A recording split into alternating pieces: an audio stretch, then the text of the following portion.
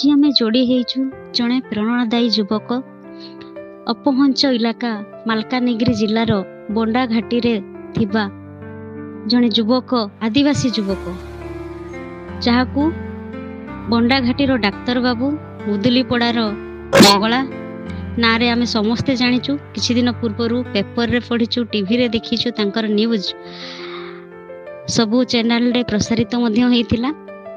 आज से आम चैनल सहित जोड़ी होइचंती, आसंतु तांको सहित कथा हेबा। जोहार। धन्यवाद। जोहार। मो ना आज मंगला मुदुली, मालकानगिरी डिस्ट्रिक्ट भंडाघाटीर। मु भंडाघाटी माने से स्कूल रे पढ़ुଥିଲି मुदुलीपड़ा हाई स्कूल रे। तापरे मोर प्लस टू थिला बलदियागुड़ा, जोटा कि मोर से गाँटर प्राय 25 किलोमीटर है। माने स्कूल टा आपण 25 किलोमीटर दूर रे करथिले ना? मोर ना ना ना मो स्कूल प्लस टा मोर 25 किलोमीटर प्राय थिला, आ स्कूल टा थिला माने 5 किलोमीटर चली चली जाइथिले। अच्छा, 5 किलो सब कोन स्कूल हो बा कॉलेज हो केमिति जाउथिले, मैनेज केमिति करथिले? एठी तो रास्ता घाट जेमिति हमें जानि छे बंडा घाटी रे रास्ता माने सचल रास्ता नाही, गाड़ी रो व्यवस्था नाही, तो केमिति कोन जीवा आसबारे प्रॉब्लम होतले न हो? मु जेतेबेले प्रथम जेते सब माने अष्टम जाई पढ़ुଥିଲି सेतेबेले माने रास्ता टोटल नथिला, खाल पत्र माटी रास्ता जाइतिला। माने वर्षा हेले माने जो रास्ता माने गाथ जाला छोटो जो जंगल रे हमें जाए से छोटो रास्ता हमें माने जाउतिले, छाड़ी छाड़ी जाउतिले। तापरे मु जेतेबेले मु से माने फाटो किछि जानिली, तापरे हॉस्टल रे रही माने अष्टम टार मु से दशम बारली माने जीवा आसा एंती करथले। केबे हॉस्टल रे एंती रहउतले जो हमरो जो 10th समय 10th पर। अच्छा, आपनकर 10th रो को डिवीजन रे आपन पास आउट हेछ? मोर होची सी डिवीजन, माने कारण से जो हमरो 2021 रे जो हमरो एग्जाम हेई नथिला, कारण से दिन बहुत सीवियर जे कोरोना जो एग्जाम हेई नथिला। तो मोर कोरोना टाइम रे आपनकर मैट्रिक एग्जाम देथिले आपन? आज्ञा। अच्छा, जहाँ भी हो गोटे आपन जाहो उदाहरण पालटी गले जे गोटे पिला माने मैट्रिक सी ग्रेड रे पास करी परे मध्य प्लस 2 रे माने निजर परिश्रम बल रे माने नीट क्लियर करिकि डॉक्टर पाठ पढ़ी पारिबो। तो आपण गोटे उदाहरण जो पिला माने भाबुचंती जे आमे मैट्रिक रे कम मार्क रखिचु, फर्स्ट डिवीजन रे पास करिनु, भलो मार्क नाही, तांकर जो आत्मविश्वास ता कमी जाउची, तो आपण गोटे उदाहरण हम आदिवासी पिला मानकर जे गोटे पिलार मार्क ता कम थाई पारे, किंतु जदि आत्मविश्वास आ तार इच्छा शक्ति जदि दृढ़ थिबो ताहले से आगु को जाई कि किछि भी करि पारे, तार जो एम अछि से तार एम को अचीव करि पारिबो। आज्ञा, निश्चित निश्चित। ताले कहिबा कथा हला बहुत बाधा विघ्न आसीछि लाइफ रे। आज्ञा बहुत बाधा विघ्नता सहित घरर असुविधा जो हमर फाइनेंशियल कंडीशन जे माने शिक्षा विषय जान नांती, पिला केमती पढिबे, गाइडेंस रो माने पापा प्रॉब्लम मां कोन करंती? बापा मां तो सटिया सासेटिए जोटा जंगल रे जोटा माने पहाड़ रे जहा मिलुची जोटा जुगा मांडिया सुना ए सब सास करंती, गोटे दिटा एमती भेलो अछि एति करे। अच्छा, केते भाई केते भौणी? भाई दुई आ भौणी दुई, मान बापा मां। भाई दुई जन भौणी दुई जन? आज्ञा, बड़ो भाई ता समस्त वर्तमान पाठ पढछंती? आज्ञा पाठ पढुतिले, किंतु मो जो बड़ो भाई ता पाठ पढुतिले, किंतु प्लस 2 करे से आर्थिक अवस्था माने ठीक नथला, तो से से आंध्रा जाइकरी आप छाड़ी देलनी। वर्तमान भाई होलानी आ गोटे भौणी 10th बारतला से भी माने पैसा जो आर्थिक अवस्था माने ठीक नै, से भी काम जाके पाठ पढो ना, ड्रॉप आउट सब करछन। आ छोट भौणी पे अष्टम श्रेणी में पढुची गां पाठ रे। ताले एमिति ही संसार रो पथ ए बळिया चालू छै। आज्ञा, आगो को प्रथम थरो आपनकर अटेम्प्ट थिला नीट एग्जाम ता फर्स्ट टाइम प्लस 2 करे फर्स्ट टाइम दिखले? हां, प्लस 2 करे मो गोटे वर्ष जो कोचिंग जो सर मत नै दिले, जो प्लस सेटा ग्वालेस सर को नै दिले, सेटा मो जो आशा करी गोटे अटेम्प्ट रे पाई। माने तो प्लस 2 टा को ईयर रे पास हो? मोर प्लस 2 टा 2023 रे थिला, प्लस 2 पास जो 10th रे थिला 21 रे। 10th टा 21 रे, प्लस 2 टा 22 रे? ना ना 23 रे 23 रे। 23 रे। आई आई 23 ରେ +2 ପାସ୍ ଆଉଟ୍। ହଁ ତାପରେ ଗୋଟେ ବର୍ଷ ମାନେ ସେଇ କୋଚିଂ ସାଥିରେ କୌଣସି କୋଚିଂ ନେଇଥିଲେ ନା କେବଳ ମୋବାଇଲ ରେ ହିଁ ପଢିକି ଏକ୍ଜାମ ଦେଲେ?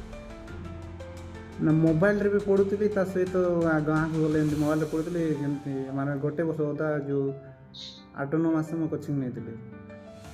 ଆଚ୍ଛା।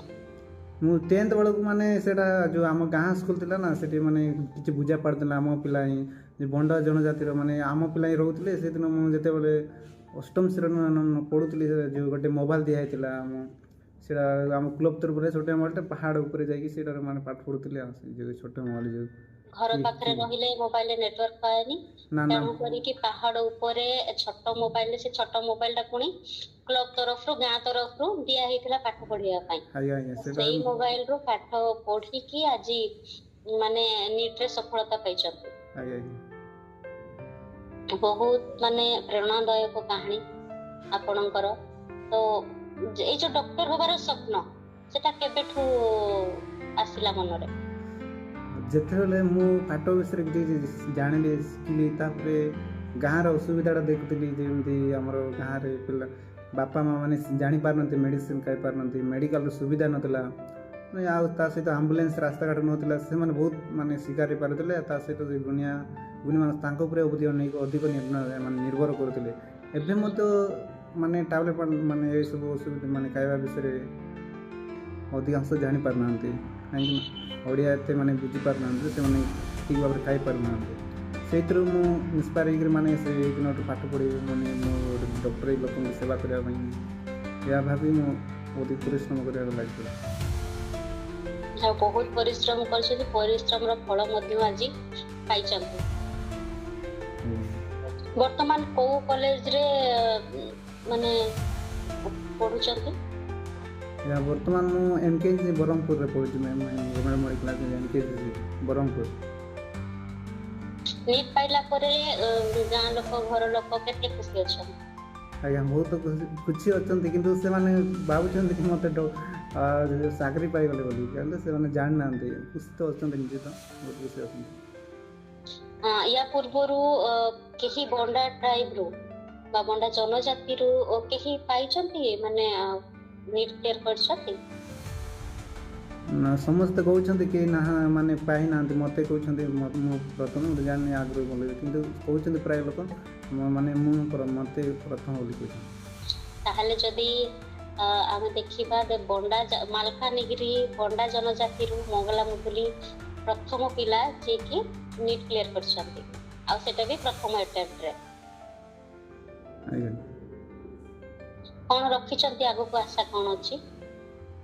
ଆଶା ତ ହେଉଛି ଗାଁ ଲୋକମାନେ ଯେମିତି ମାନେ ଅସୁବିଧା ଥିଲା, ମୁଁ ତାଙ୍କୁ କିଛି ସୁଧାରିବା ପାଇଁ କେମିତି ସେମାନେ ମେଡ଼ିସିନ ଖାଇବେ, ଏସବୁ ମାନେ ମୋ ନିଜ ଭାଷାରେ ସେମାନଙ୍କୁ ବୁଝେଇକି ମେଡ଼ିକାଲ ପ୍ରତି ତାମାନଙ୍କୁ ଆକର୍ଷଣ କରିବାକୁ ଚାହୁଁଛି। ତାହେଲେ ଆଗକୁ ଏହାର ପ୍ରୟାସ ପୁରା ଜାରି ରଖିଛନ୍ତି, କେମିତି ଲୋକମାନଙ୍କ ଭିତରେ ମେଡିସିନ ପ୍ରତି ଆୱାରନେସ୍ ଆସିବ? ଆଜ୍ଞା ଆଜ୍ଞା ସେମାନେ ନିଜ ତରଫରେ ଯେ ମାନେ ଆଜିକାଲି ଯେଉଁ ମଡ଼ର୍ଣ୍ଣ ଯୁଗରେ ଯାହା ଆମର ଚାଲୁଛି ଆମର ଲାଇଫଷ୍ଟାଇଲଟା, କେମିତି ସେମାନେ ମେଡ଼ିକାଲ ମାନେ କରୋନା ଏଇ ଯେଉଁ ମ୍ୟାଲେରିଆ ହେଲେ କିମ୍ବା ଯେଉଁ କୌଣସି ମାନେ ଭିତରେ କ'ଣ ଅସୁବିଧା ହେଲେ ମାନେ ସେମାନେ ଗୁଣିଆ ଉପରେ ଡିପେଣ୍ଡ କରନ୍ତି।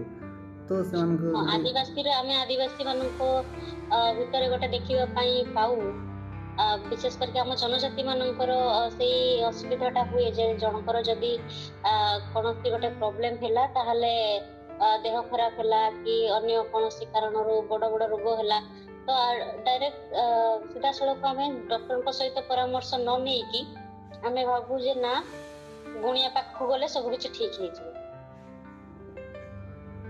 ତ ସେଇ ଭଳିଆ ଭାବରେ ବି ମାନେ ଆପଣଙ୍କର ଗାଁରେ ଯୋଉ ସେଇଭଳିଆ ପରିସ୍ଥିତି ବର୍ତ୍ତମାନ ସୁଦ୍ଧା ବି ଅଛି ବୋଧେ? ଆଜ୍ଞା ଏବେ ବି ସୁଦ୍ଧା ସେମିତି ଅଛି, କିନ୍ତୁ ଧୀରେ ଧୀରେ ପିଲାମାନଙ୍କୁ କହୁଛନ୍ତି, କିଛି ପିଲାମାନେ ନିଜ ବାପା ମାଆଙ୍କୁ ମଧ୍ୟ କହିଛନ୍ତି ମେଡ଼ିକାଲ ଯିବା ପାଇଁ। ଧୀରେ ଧୀରେ ପରିସ୍ଥିତି ସୁଧାରିଲାଣି, ସୁଧୁରି ଆସିଲାଣି। ତାପରେ ଯେତେବେଳେ ମଙ୍ଗଲା ମୁଦୁଲି ଡକ୍ଟର ମଙ୍ଗଲା ମୁଦୁଲି ହେଇଯିବେ, ସେତେବେଳେ ବଣ୍ଡାଘାଟିର ଯେତିକି ବି ମେଡ଼ିକାଲ ନେଇକି ଅଛି ଅସୁବିଧା, ତାକୁ ନିହାତି ଦୂର କରିବେ ଆଉ ଆୱାରନେସ୍ ବହୁତ ଆଗକୁ ବଢ଼ିବ, ଲୋକମାନେ ବହୁତ ସଚେତନତା ହେବେ।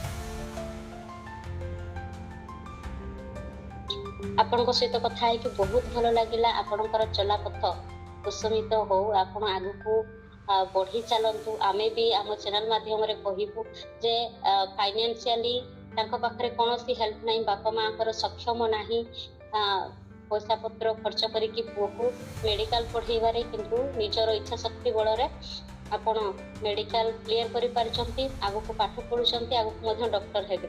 ତ ଏଇ ଡକ୍ଟର ହେବା ବାଟରେ ପଇସାର ବାଧାବିଘ୍ନ ତ ବହୁତ ଆସୁଥିବ, କେମିତି କଣ ମ୍ୟାନେଜ କରୁଛନ୍ତି? ଯେଉଁ ବହୁତ ବାଧାବିଘ୍ନ ଆସିଲା ଯେତେବେଳେ ମୁଁ ଦଶମ ବାଲି ମାନେ ଗଲା ବେଳକୁ ଯେ ଅଷ୍ଟମ ଶ୍ରେଣୀ ପଢ଼ୁଥିଲା ଗୋଟେ ସାର୍ ଆସିଥିଲେ ଯେ ଉତ୍କଳ କେଶରୀରେ ବାଲେଶ୍ୱରରୁ। ଆଉ ସେ ମୋତେ +2 ସରିଲା ପରେ ମୋତେ ସେ କୋଚିଂ ମାନେ ପାଠ ପଢ଼ିବା ପାଇଁ ତାଙ୍କ ନିଜ ଗାଁରେ ପଠାଇଥିଲେ। ତାଙ୍କ ପଇସାରେ ମାନେ ପଠାଇଥିଲେ, ତାଙ୍କ ଘରେ ନିଜ ଖାଇବା ଫାଇବା ମୋତେ ଦେଲେ। କିନ୍ତୁ ମୁଁ ରୋଷେଇ କରି ଖାଉଥିଲି ଏମିତି। କେବେ କେବେ ତାଙ୍କ ଦିଦି ଯେ ସିନ୍ଧୁ ମୋତେ ରୋଷେଇ କରିଦେଉଥିଲେ, କାହିଁକିନା ମୁଁ ସେଇଠି ଦୂର ଏମିତି ସେଇଠୁ ତାଙ୍କ ସାର୍ଙ୍କ ଗାଁଠୁ ମାନେ 10 କିଲୋମିଟର ପ୍ରାୟ ସାଇକେଲିଂ କରି ଯାଉଥିଲେ। ତାପରେ ନିଜେ ରୋଷେଇ ବି ଖାଉଥିଲି, କେବେ କେବେ ମୋତେ ଦିଦି ରୋଷେଇ କରିଦେଉଥିଲେ।